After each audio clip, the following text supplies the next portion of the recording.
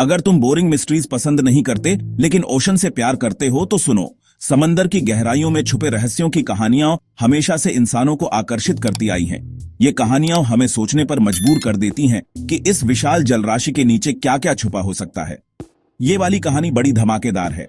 समंदर की लहरों की गर्जना और तूफानों की गूंज के बीच एक ऐसी आवाज है जिसने वैज्ञानिकों को भी हैरान कर दिया। समंदर, वो कितना बड़ा और रहस्यमयी है ना। उसकी गहराइयों में जाने कितने अनसुलझे रहस्य छुपे हैं। उसकी विशालता और गहराई हमें हमेशा चौंकाती है। कितने राज छुपे हैं उसमें, हर कोने में कुछ नया और अनदेखा। उसकी गहराइयों में छुपे खजाने और गुफाएं हमें उसकी रहस्यमयी दुनिया की झलक दिखाते हैं। लेकिन एक राज सबसे ज्यादा हैरान करने वाला है, एक ऐसी आवाज जिसने सबको चौंका दिया। एक आवाज जिसे कहते हैं दी ब्लूप।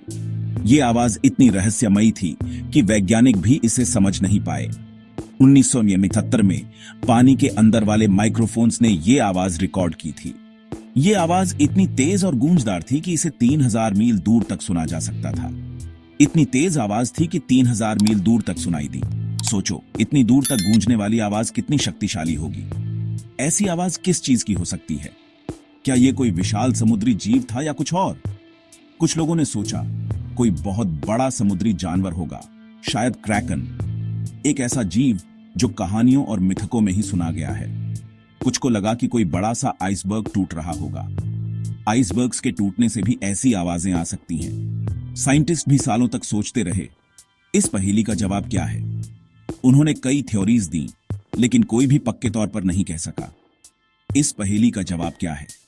क्या यह कोई प्राकृतिक घटना थी या कुछ और?